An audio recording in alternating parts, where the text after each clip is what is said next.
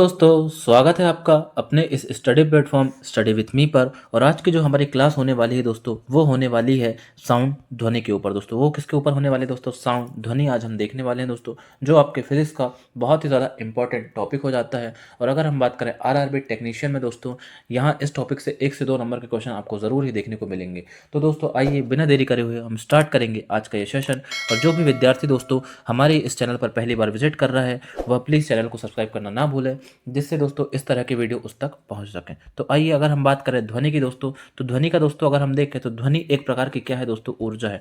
अगर बात करें दोस्तों ध्वनि की डेफिनेशन की दोस्तों, अगर आपसे पूछे कोई एक शब्द में ध्वनि के बारे में बताएं, तो आपका आंसर होगा दोस्तों ध्वनि एक प्रकार की क्या है? एनर्जी है दोस्तों, ऊर्जा है। ऊर्जा है। अगर हम बात करें इसकी उत्पत्ति दोस्तों माध्यम के कणों के कंपन द्वारा होती है। तो दोस्तों अगर इसकी बात करें उत्पत्ति की, तो यह कणों में कंपन के द्वारा दोस्तों ध्वनि उत्पन्न होती है। बिना वाइब्रेशन के दोस्तों यहाँ ध्वनि उत्पन्न नहीं हो सकती है। ध्वनि के संचरण के लिए दोस्तों आपकी माध्यम की आवश्यकता होती है। किसकी दोस्तों? माध्यम। दोस्तों अगर आप आपस में बात करते हैं दोस्तों, किसी भी चीज़ की आपको क्या होती है दोस्तों? सुनाई देती है, तो वो उसमें दोस्तों माध्यम का होना बहुत ही ज़रूरी है। निर्वात में दोस्तों आपको ध्वनि सुनाई नहीं दे सकती है। दोस्तों अगर हम बात करें चांद की, तो अगर आप चंद्रमा पर जाते हैं, तो आप वहाँ कुछ भी बोले दोस्तों, आपको वहाँ सुनाई नहीं देने वाला है। क्यों? क्योंकि वहाँ पर दोस्तों वैक्यूम है, वहाँ दोस्तों कुछ भी मीडियम नहीं है आपका। तो इसलिए ध्वनि के संचरण के लिए आपको माध्यम की आवश्यकता होती है। अगर हम बात करें 0 डिग्री सेल्सियस पर ध्वनि की चाल 331 मीटर पर सेकंड होती है। ये बहुत ही ज़्यादा इंपॉर्टेंट हो जाता है। बहुत ही बार आपके प्रतियोगी परीक्षा में पूछा गया प्रश्न है। 0 डिग्री सेल्सियस में वायु में ध्वनि की चाल तो 331 मीटर पर सेकंड होती है। और ध्वनि तरंगें अनुदैर्घ्य तरंगें होती है। ये भी आपके लिए बहुत ही ज़्यादा इंपॉर्टेंट क्वेश्चन बन जाता है। आपसे बहुत ही बार पूछ लिया जाएगा, बताइए ध्वनि तरंगें किस प्रकार की तरंगें होती हैं? तो दोस्तों आपका आंसर हो जाएगा यहाँ ध्वनि तरंगें आपकी कैसी तरंगें होती हैं? अनुदैर्घ्य तरंगें होती हैं। तो हमें यहाँ 2 वर्ड देखने को मिलते हैं। एक तो दोस्तों हमने देखा वाइब्रेशन, कंपन, और उसमें देखा दोस्तों हमने तरंग। तो दोस्तों बात करें ध्वनि और तरंग से, आपको बहुत ही ज़्यादा क्वेश्चन आपको देखने को मिलेंगे। तो आइए हम ध्वनि को समझने से पहले तरंग को भी देख लेते हैं। तो अगर हम बात करें तरंग की, आपसे अगर कोई तरंग की डेफिनेशन पूछे, तो आप क्या बताएंगे कि तरंग एक प्रकार का क्या है? विक्षोभ है। क्या है दोस्तों? तरंग एक प्रकार का विक्षोभ है, डिस्टरबेंस है, जो माध्यम में कणों को गतिशील करते हुए आगे बढ़ती है। तरंगों के द्वारा ऊर्जा का एक स्थान से दूसरे स्थान में रूपांतरण होता है। तो अगर हम बात करें तरंगों के प्रकार की, अब हम देखेंगे तरंगों के प्रकार। तो अगर हम बात करें मीडियम, माध्यम के आधार पर तरंगों को कितने 2 भागों में विभाजित किया गया है। एक हो जाती है आपकी कौन सी? यांत्रिक तरंगें। एक हो जाएंगी आपकी यांत्रिक तरंगें, एक हो जाएंगी आपकी विद्युत चुंबकीय तरंग। तो आइए सबसे पहले हम देखेंगे यांत्रिक तरंग। यांत्रिक तरंगों को पदार्थ तरंगें भी कहा जाता है। ये बहुत ही बार पूछा गया है। बताइए यांत्रिक तरंगों को और किस नाम से जाना जाता है? तो आपका आंसर हो जाएगा पदार्थ तरंगें। तो यांत्रिक तरंगों के संचरण के लिए आपको माध्यम की आवश्यकता होगी। दोस्तों क्या बोला मैंने कि यांत्रिक तरंगों के संचरण के लिए आपको माध्यम की आवश्यकता ज़रूरी है दोस्तों।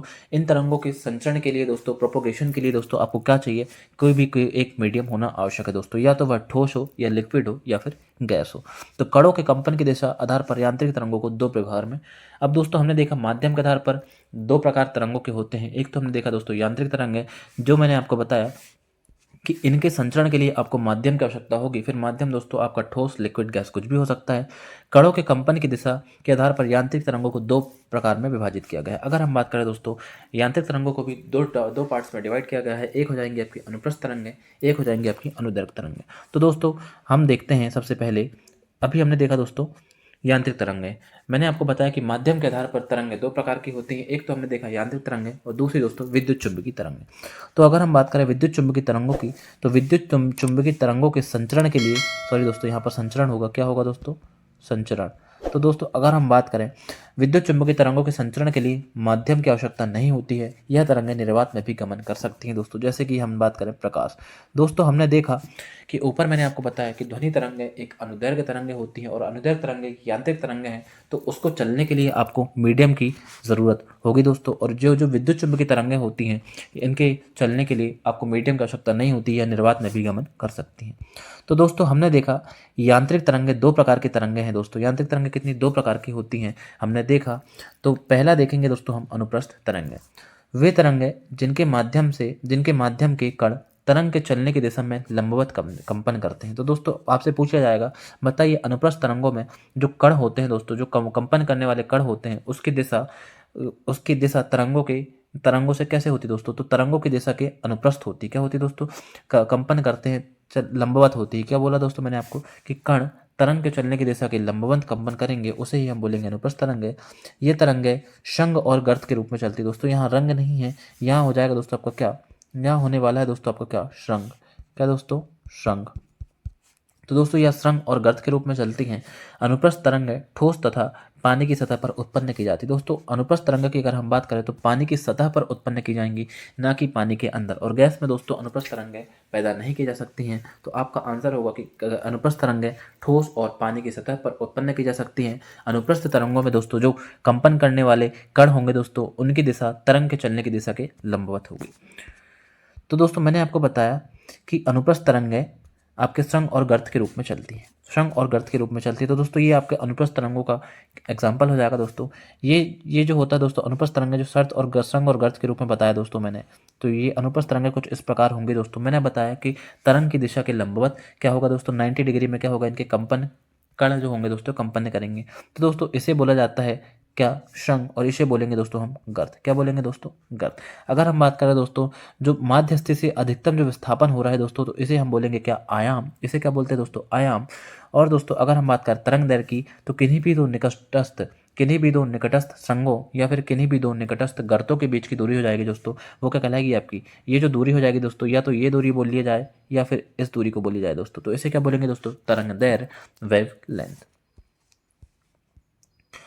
अनुदैर्घ्य तरंग वे तरंग हैं जिनके माध्यम के कण अपने मध्य स्थिति पर आगे पीछे तरंग की गति दिशा में कंपन करते थे। तो दोस्तों हमने देखा जो अनुप्रस्थ तरंगे थी दोस्तों, उसमें माध्यम के कण दोस्तों, आपको माध्यम के कण श्रृंग और गर्त के रूप में चलते थे दोस्तों, लंबवत चलते थे। क्या चलते थे दोस्तों? लंबवत चलते थे। लेकिन दोस्तों यहाँ क्या बोला जा रहा है, आपने दोस्तों कभी स्प्रिंग को देखा होगा दोस्तों, स्प्रिंग को अगर आपने देखा होगा तो उसके कण दोस्तों आगे पीछे कंपन करते। क्या करते दोस्तों? आगे पीछे कंपन करते हैं। और ये समानांतर तरंग चलने की दिशा के कैसे होंगे दोस्तों? समानांतर। और इसे ही बोला जाएगा दोस्तों अनुदैर्घ्य तरंग। अनुदैर्घ्य तरंगें संपीड़न व विरलन के रूप में चलती हैं। तो दोस्तों अब ये संपीड़न और विरलन क्या होता है इसे समझ लेते हैं। तो दोस्तों यहाँ आप लॉन्गिट्यूडनल वेव अनुदैर्घ्य तरंगों को देख पा रहे होंगे। तो अनुदैर्घ्य तरंगों को दोस्तों यहाँ जहाँ आप देख पा रहे होंगे, जहाँ दोस्तों डेंसिटी ज़्यादा है दोस्तों, जहाँ दबाव ज़्यादा है, तो वहाँ दोस्तों माध्यम के कण जो है पास पास है, तो इसे ही बोला जाएगा दोस्तों संपीड़न। और जहाँ दोस्तों आपकी डेंसिटी दोस्तों कम है आपको देखने को मिलेगी दोस्तों, वहाँ माध्यम के कण भी दोस्तों दूर दूर कंपन करेंगे, और इसे ही बोला जाता है दोस्तों विरलन। क्या बोला जाता है दोस्तों? विरलन। चलिए आगे बढ़ेंगे। अब दोस्तों इस प्रकार हमने देखा तरंगों को। अब दोस्तों ध्वनि तरंगों का वर्गीकरण। तो दोस्तों अगर हम बात करें ध्वनि को कितनी वेव्स में बांटा गया दोस्तों, कितने प्रकार में बांटा गया है, तो एक तो हो जाएगा दोस्तों आपको क्या, अपश्रव्य तरंग है। क्या हो जाएगा दोस्तों? 3 टाइप की तरंगें देखने को आपको मिलेंगी दोस्तों। पहली हो जाएगी आपकी अपश्रव्य तरंग है, दूसरा हो जाता है आपका श्रव्य तरंग है, और तीसरा दोस्तों आपका क्या, पराश्रव्य तरंग है। तो देखेंगे अपश्रव्य तरंगें क्या होती हैं। वे तरंगें जिनकी आवृत्ति 20 हर्ट्ज से क्या होगी दोस्तों, कम होगी। 20 हर्ट्ज से जो कम होती है दोस्तों, उन्हें बोलेंगे हम अपश्रव्य तरंग है।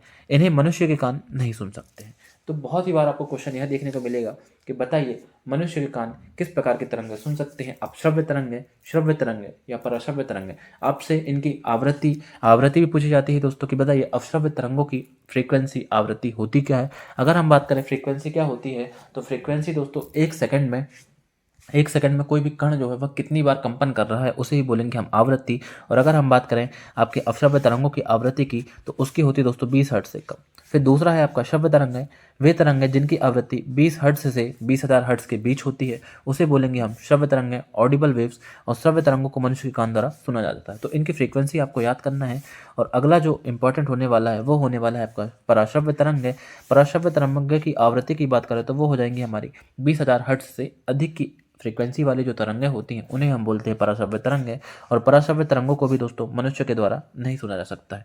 तो अगर बात करें पराश्रव्य तरंगों का उपयोग पूछा जाता है बहुत बार, तो सोनार में किया जाता है। किसमें दोस्तों? सोनार में आपका SONAR, सोनार में जो होता है दोस्तों आपको पराश्रव्य तरंगों का उपयोग किया जाता है। अगर हम बात करें जो बहुत सारे चिकित्सक में दोस्तों आपके पराश्रव्य तरंगों देखने को मिलेंगी।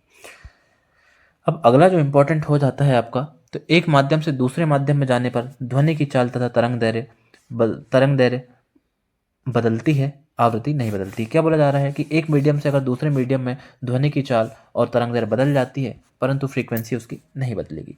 ध्वनि मापने की इकाई आपकी डेसिबल बहुत बार पूछा गया है।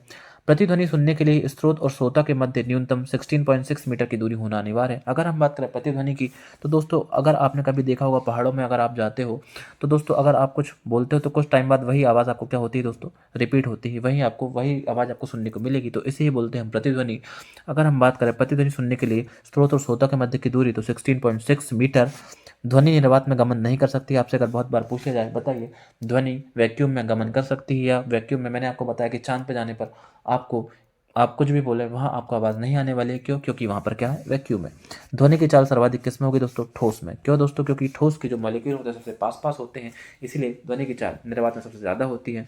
तो दोस्तों ये था हमारा ध्वनि एवं तरंग। आशा है आपको वीडियो अच्छी लगी हो। अगर वीडियो आपको पसंद आई हो तो प्लीज़ वीडियो को लाइक करें, चैनल को सब्सक्राइब करना ना भूलें। धन्यवाद दोस्तों। जय हिंद, जय भारत।